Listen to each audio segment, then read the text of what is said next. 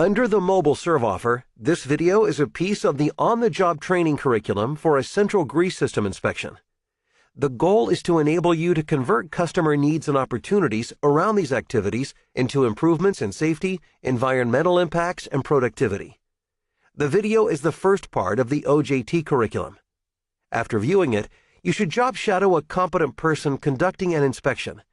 Then have the competent person observe and coach you as you complete an inspection. The OJT Participants Guide provides an effective way to guide the trainer and trainee through the experiences to gain knowledge and capability. Brendan, a lube engineer for ExxonMobil, has been working with this existing customer on a number of Mobil planned engineering service projects. John, his contact at the mill, tells Brendan that he'd like them to focus on central grease system vulnerabilities and improvement opportunities. Both Brendan and John believe that a central grease system inspection can aid in understanding the root cause of some bearing reliability problems John has seen. Brendan works with John to understand the impacts of any lubrication problems so he can later use this information to show how his findings and recommendations can reduce these impacts and produce value for the customer. Central grease systems are frequently used in steel mills, paper machines, and mining mobile equipment to handle the harsh conditions. As you can see, lubricating these bearings next to hot rolling steel is best done by an automated central system, not manually. For some customers, Brendan performs routine central grease system inspections to proactively look for improvement opportunities or to detect abnormal operating conditions. In most cases, Brendan may conduct specific inspections to address a specific issue. To help bring solutions and value to his customer, Brendan must be an excellent detective and must collect the data needed to help determine the root cause of any central grease system problems. Before meeting John again for the inspection, Brendan gathers background information: equipment make, model, size, and age, maintenance history, lube system design and drawings, and lubrication consumption rates. Brendan also refers to OEM manuals for equipment layout, design parameters, and theoretical lubrication application rates and usage. He uses the Mobil Serv engineering calculator tool to consolidate and analyze the information he finds. Then, just before his site visit, Brendan goes over his safety preparations, like customer site-specific training. Many locations have, at minimum, a visitor orientation video.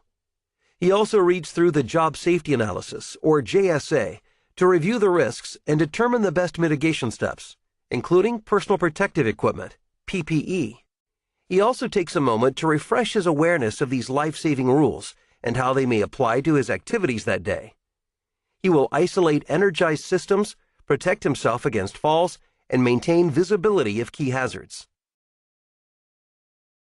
He prepares and reviews his toolkit, including clipboard or tablet PC or iPad, engineering toolkit app and inspection worksheet, identification tags and chalk, flashlight, digital camera, and shop rags.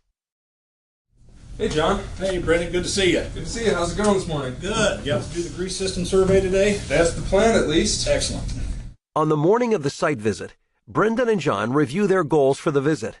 Brendan goes over his safety plan, and together they review the personal protective equipment he'll need: hard hat, safety glasses, fire-resistant suit if required, hearing protection, gloves, and safety shoes. And be aware of your surroundings at all times. Brendan conducts his inspection on the central grease systems that lubricate the bearings that the mill has reliability issues with. Typically, he starts his inspection from the start of the grease supply, then continues his inspection all the way to the lubricant's endpoint, in this case the bearings. Brendan starts his inspection by checking the inlet air to the pneumatic grease pump.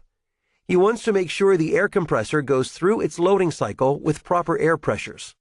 Then he checks the grease lines coming in from the main supply tote, looking for leaks. At the control panel, he checks whether timer controls are set correctly and that the right pressure reads on gauges. He can manually fire the system and record system pressures at the lubricant pump and at the end of the line. This will help to determine any pressure loss or supply failures in the system. He looks at the distribution block, checking for leaks. Moving farther into the mill, Brendan inspects these injectors. The pin position shows that they have fired. He notices these absorption hangers in the grease lines. The rubber hangers allow some vibration without breaking. He records this as a good customer practice. Brendan discovers this leak from an injector block. That's fresh yellow grease, probably coming out of a blown-out rupture disc. Most likely, a plugged grease line from this injector caused the injector disc to rupture. Brendan records this injector and bearing so he can have the customer correct this. Then just to the right of that leak, you can see where older grease has fallen out of a bearing. The large pile indicates that this injector may be set too high in this case. Brendan will compare his theoretical calculations to the actual injector settings. If there is a great difference, he will provide recommendations for the customer to adjust them slowly over time. He spots this bearing for one of the rollers of hot steel. It too shows signs of excessive grease. Brendan moves on to another grease system of another section of the mill. This one is fed from a grease drum.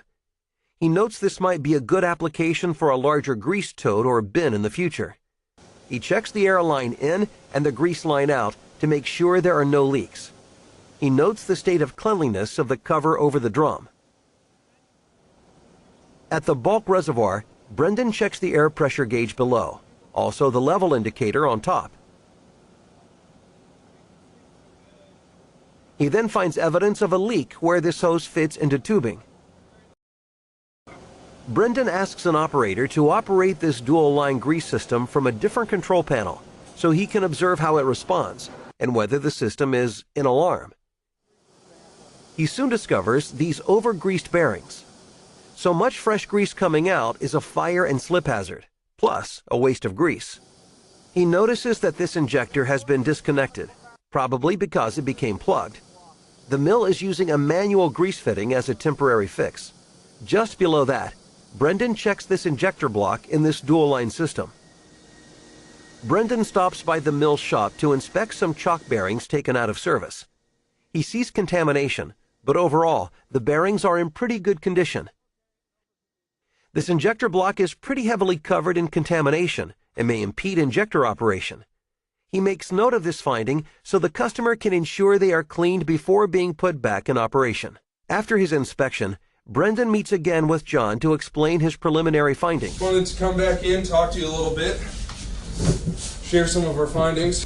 Found a couple areas where the grease lines weren't actually hooked up to the grease injectors. Well, I'm glad you guys Got caught a couple that. pictures out there on the BD mill.